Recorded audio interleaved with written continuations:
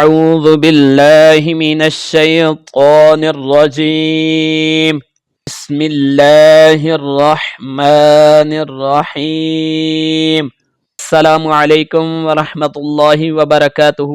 تمام ناظرین و سامعین طلبہ اور طالبات کو قاری غلام اویس بٹو کی طرف سے یوٹیوب چینل اویس قرآن اکیڈمی میں خوش آمدید کہتے ہیں۔ آپ احباب سے گزارش ہے کہ بچوں ویڈیو کو آپ نے آخر تک ضرور دیکھنا ہے تاکہ آپ کو یہ لیسن اچھے طریقے سے سمجھ آ سکے اور آپ کو قرآن مجید پڑھنے میں آسانی ہو۔ تو آج کا جو ہمارا لیسن ہے، لیسن نمبر 23 پارٹ نمبر 10 اور لائن نمبر 10 یا لائن نمبر 10 کو ہم پڑھنا سیکھیں گے۔ تو سب سے پہلے آپ اس کی بنیادی تھوڑی سی انفارمیشن کو جان لیں۔ مرکب جو ہوتا ہے نا، اس کو سب سے پہلے سمجھنا ضروری ہے، پھر آپ کو مرکبات سمجھ آئیں گے۔ اور مرکب کو سمجھنے سے پہلے ہمیں مفرد اور مفردات کو سمجھنا پڑے گا۔ سب سے پہلے بیٹا آپ جان لیں کہ مفرد جو ہوتا ہے، اکیلا حرف مفرد کہلاتا ہے۔ اکیلا جو حرف ہوتا ہے اس کو مفرد کہتے ہیں، جو ایک ہوتا ہے۔ تو یہ جو الف ہے یہ کیا ہے؟ مفرد ہے۔ یہ مفرد کیوں ہے؟ کیونکہ بیٹا یہ اکیلا حرف ہے، تو اس لیے یہ کیا ہوا؟ مفرد۔ اس کو مفرد کہیں گے، ٹھیک ہے جی۔ اس کے بعد ہے مفردات کسے کہتے ہیں؟ اسی طرح کے جو الف، با، تا، سا وغیرہ جو لفظ اکیلے لکھے ہوتے ہیں ان کو مفردات کہتے ہیں۔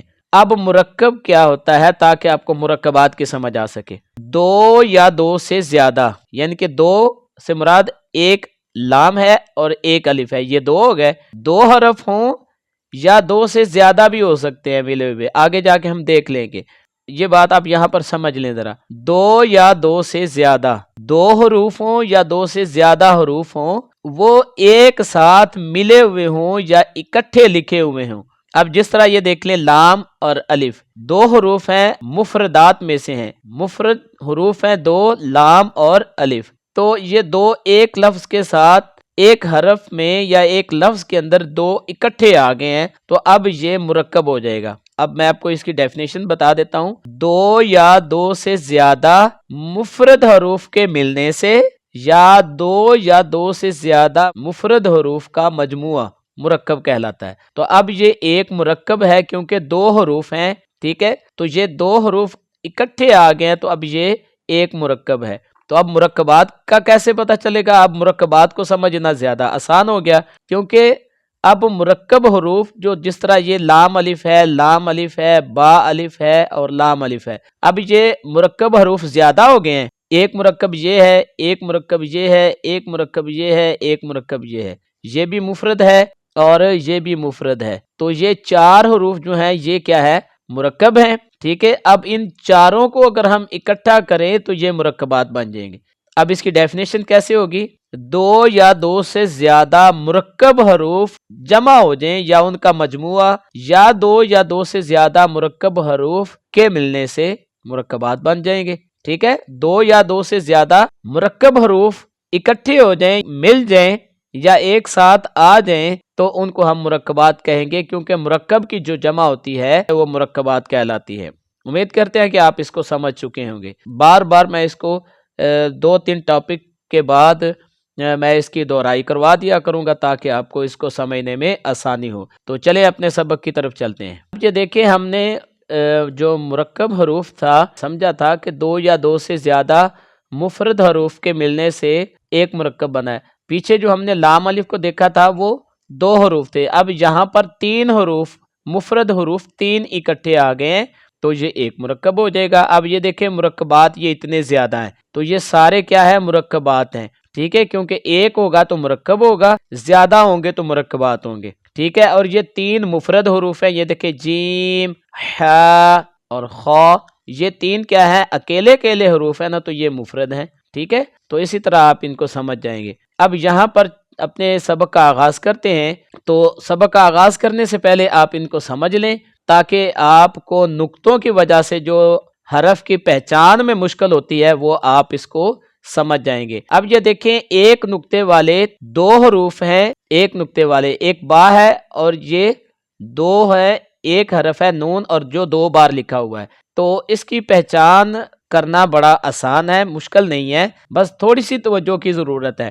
اب اصل نون جو لکھا ہوتا ہے وہ یہ ہے، یہ اس وقت اس شکل میں آتا ہے جب ہم اس کو ملا کر لکھتے ہیں یا لفظوں کے درمیان میں لکھتے ہیں یا شروع میں لکھتے ہیں، تو پھر یہ اس صورت میں آتا ہے۔ لیکن جب ہم کو ملا کر لکھیں گے تو اس صورت میں آئے گا، اگر ہم مکمل لکھیں گے تو یہ اس صورت میں آئے گا۔ تو اب یہ دیکھیں، نیچے ایک نقطہ ہے تو با ہے، اوپر ایک نقطہ ہے تو یہ نون ہے۔